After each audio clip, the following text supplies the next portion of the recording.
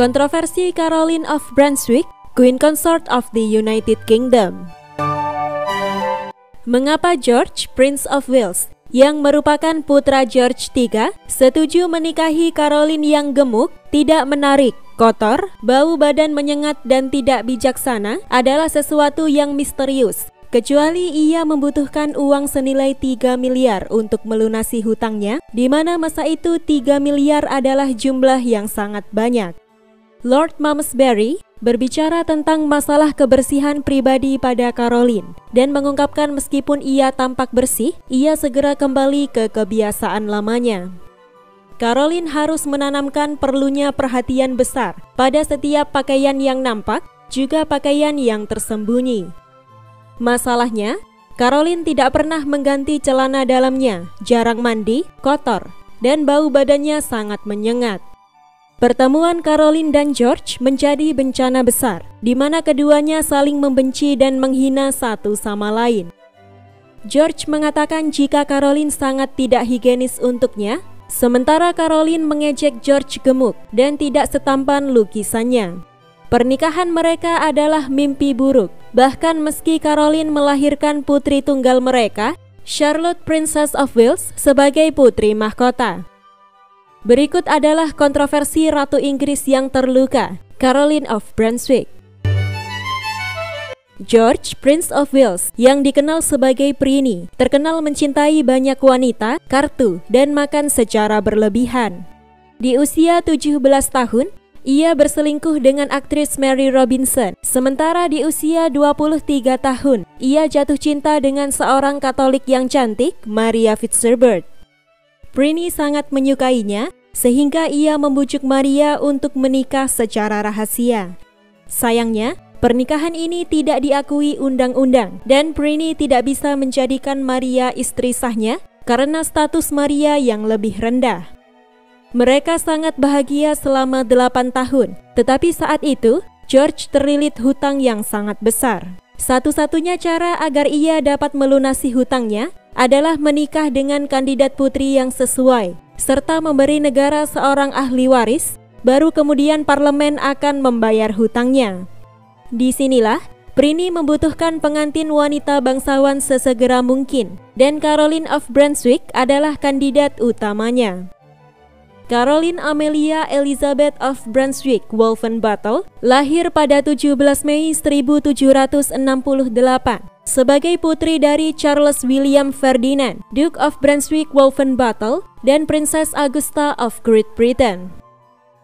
Caroline dibesarkan dalam situasi keluarga yang sangat sulit. Ibunya membenci perzinahan terbuka ayahnya dengan Baroness Louis, dan Caroline mengatakan jika ia lelah menjadi kok di antara orang tuanya karena setiap kali ia bersikap sopan pada salah satu dari mereka, ia dimarahi oleh yang lain. Caroline dibesarkan dengan kontak terbatas lawan jenis, diawasi ketat oleh pengasuh tua, serta diperintahkan menjauh dari jendela menara. Sang putri juga dilarang menghadiri pesta dansa dan dilarang untuk menari. Caroline tumbuh menjadi wanita muda pembangkang dan pemberani. Suatu kali, Caroline berpura-pura melahirkan dan berteriak sangat keras karena ia sangat marah tidak diizinkan pergi ke pesta dansa. Di usia yang ke-13 tahun, orang tuanya mulai mencari pelamar yang memenuhi syarat, yang kebanyakan dari pangeran Inggris dan Prusia, tetapi tidak satupun dari mereka yang bertahan. Caroline diklaim memiliki hubungan gelap dengan seorang pria rendahan tanpa nama yang hanya dikenal sebagai orang Irlandia tampan. Caroline memohon kepada ayahnya untuk diizinkan menikah dengannya, dan tentu ia ditolak secara tegas. Menurut rumor, Caroline remaja yang tidak direstui justru hamil dan bahkan melahirkan anak dari orang Irlandia tampan tersebut. Rumor ini masih diragukan kebenarannya, meski orang-orang berpendapat jika masa lalu kotor inilah yang membuat Caroline lajang di usia 26 tahun, yang menurut standar masa itu sudah dianggap perawan tua. Hingga suatu hari, keluarga Brunswick membuat pembicaraan dengan sepupu Caroline, yaitu George, Pangeran Wales. George yang saat itu sudah menikah dengan Maria, meskipun status pernikahan mereka tidak diakui, justru bertunangan secara resmi dengan Caroline, meskipun mereka belum pernah bertemu satu sama lain.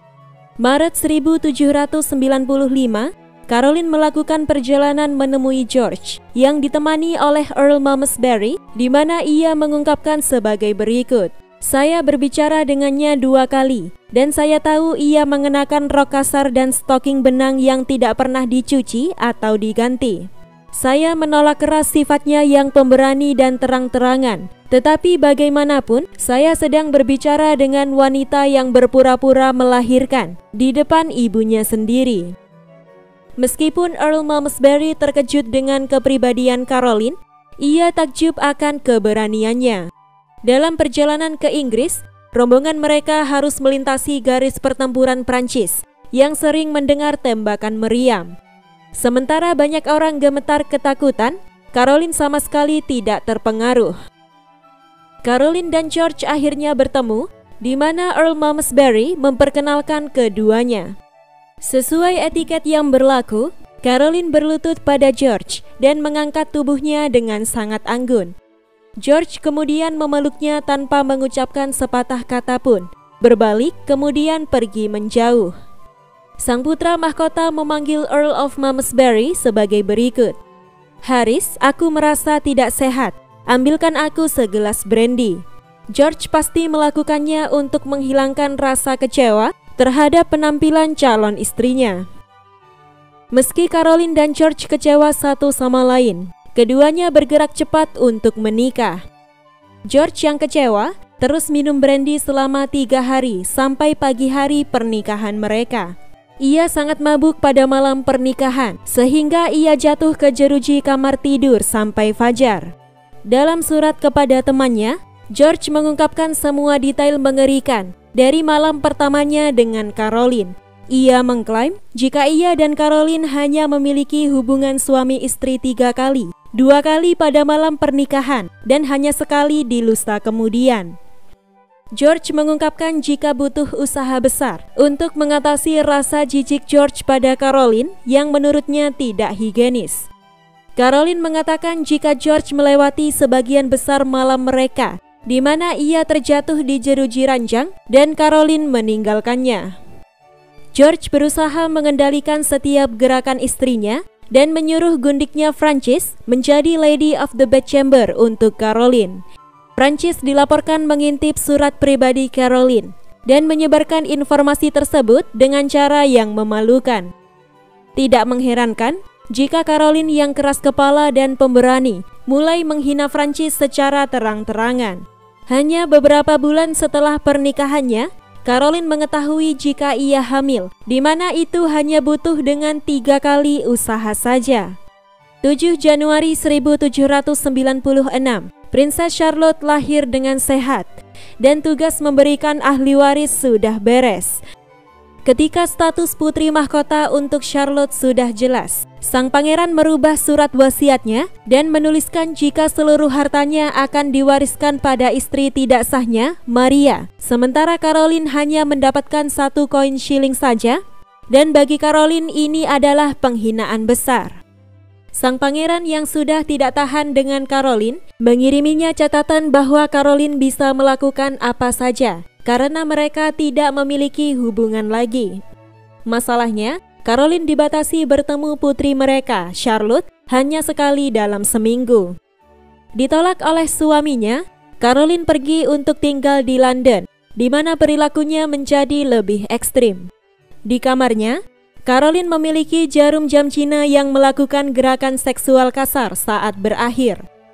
Caroline juga menghibur para tamu lelakinya dengan menari-nari menggunakan cara yang paling tidak sopan. Caroline sengaja mengenakan gaun yang mengekspos kaki sampai pinggangnya dan membuat tubuhnya setengah telanjang.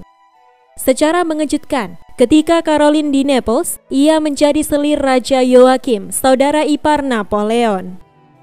1806, rumor beredar jika seorang bocah berusia 4 tahun di rombongannya, William Austin, merupakan putra hasil hubungan gelapnya dengan pria rendahan.